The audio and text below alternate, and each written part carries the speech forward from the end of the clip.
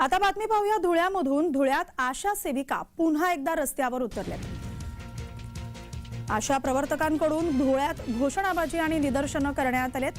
शासनाने केलेल्या घोषणांची अंमलबजावणी करण्यात आलेली नसल्याने आशा सेविका आक्रमक झालेल्या आहेत। मागण्या मान्य होईपर्यंत संप सुरूच ठेवण्याचा इशारा देण्यात आलेला आहे।